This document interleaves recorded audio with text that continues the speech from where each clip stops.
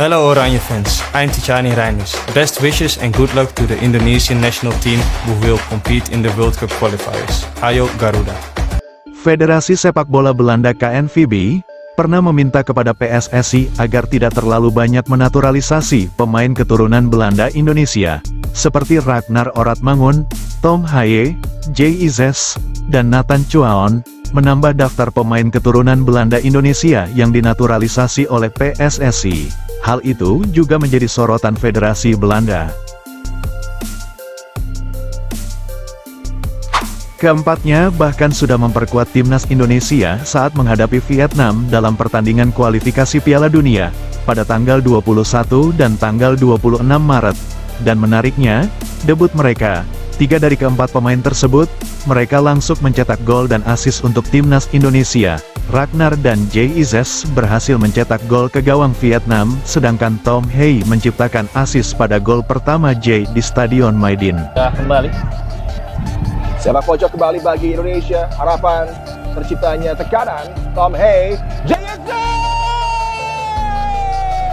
Di Maidin Stadium Vietnam, pasukan. Banyaknya pemain keturunan Belanda Indonesia yang dinaturalisasi PSSI sempat dikomentari oleh Sekjen KNVB, Guus de Jong pada 2022 lalu. Mark Klok, salah satu contohnya.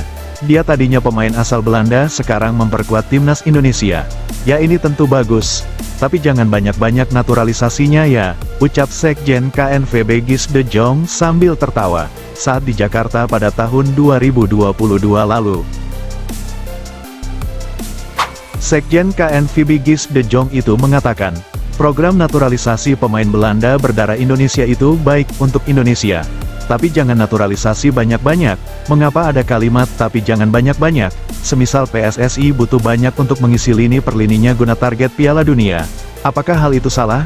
Tentu saja bagi Indonesia hal itu sangat baik. Namun kalimat yang diutarakan Sekjen KNVB, apakah menunjukkan kecemasannya dalam waktu dekat kekuatan sepak bola Indonesia akan semakin kuat, dengan banyaknya pemain keturunan berkolaborasi dengan pemain lokal. Tentu permainan timnas Indonesia akan semakin berwarna dan kaya akan strategi dan pola permainan yang juga berbeda.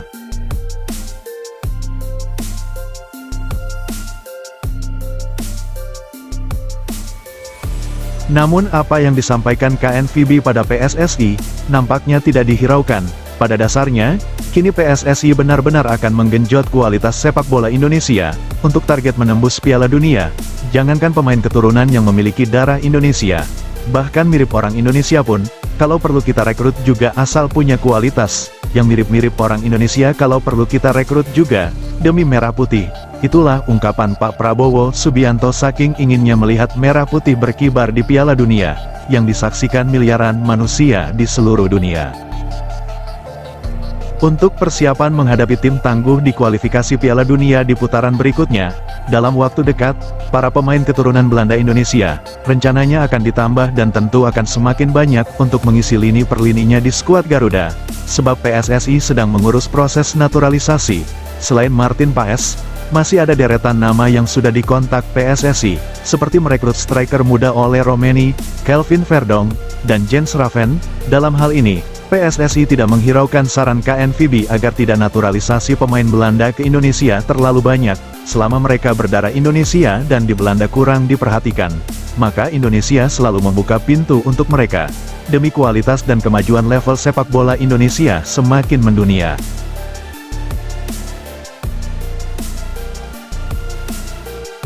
Tekad saya, Indonesia harus masuk Piala Dunia. Nanti, insya Allah kalau saya terima mandat dari rakyat, saya akan awasi langsung tim nasional sepak bola. Kalau perlu, saya akan tungguin latihan mereka. Masa 267 juta rakyat, kita nggak bisa punya 30 pemain sepak bola yang hebat-hebat. Betul.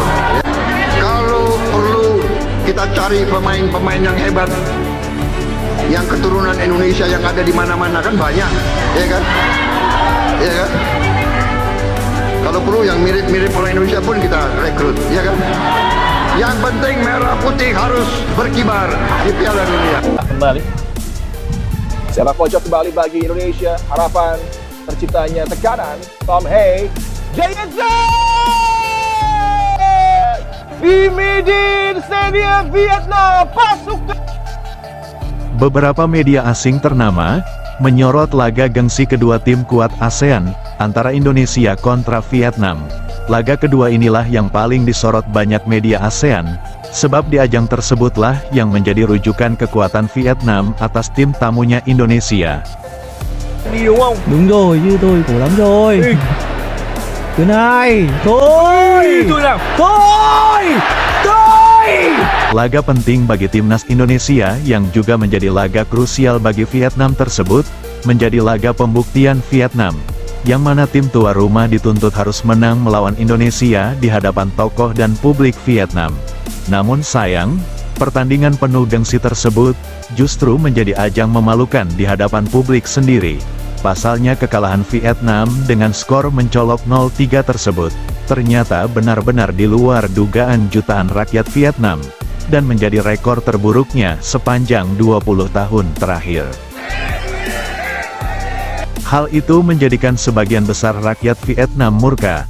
Ini pertandingan yang paling memalukan bagi sejarah sepak bola Vietnam. Sudah 20 tahun lamanya, rekor manis pertemuan kedua tim ini, antara Vietnam kontra Indonesia yang tercatat di buku besar sepak bola Vietnam. Selama 20 tahun, bahkan Indonesia belum pernah merasakan bagaimana rasanya menang di Stadion Maidin. Dan kali ini, Indonesia benar-benar sudah membuat muka Vietnam entah mau ditaruh di mana. Itulah kutipan media lokal Vietnam yang mewakili kekecewaan rakyatnya. Tuấn Hai, thôi, thôi, thôi. Halo coach.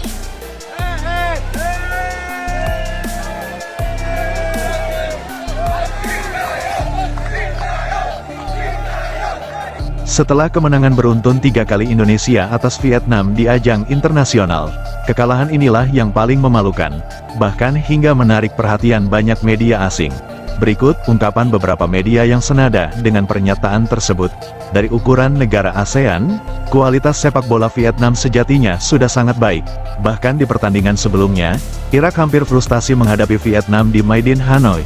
Namun keberuntungan masih berpihak pada timnas Irak. Vietnam mampu ditumbangkan oleh Irak pada menit injury time. Tepat 15 detik sebelum pertandingan berakhir, itu kekalahan yang sangat menyakitkan bagi Vietnam. Setelah gol tunggal Irak itu terjadi, bersamaan itu, peluit akhir pertandingan berbunyi. Dengan begitu, Vietnam takluk oleh Irak 0-1 di pertandingan lanjutan kualifikasi Piala Dunia. Kekalahan itu sangat menyakitkan bagi rakyat Vietnam. Namun rasa sakit itu tidak seberapa dibandingkan dengan kekalahan telak 0-3 Vietnam atas Indonesia di hadapan tokoh dan publik Vietnam. Đúng rồi, như tôi khổ lắm rồi. Tuấn Hai, thôi, thôi, thôi.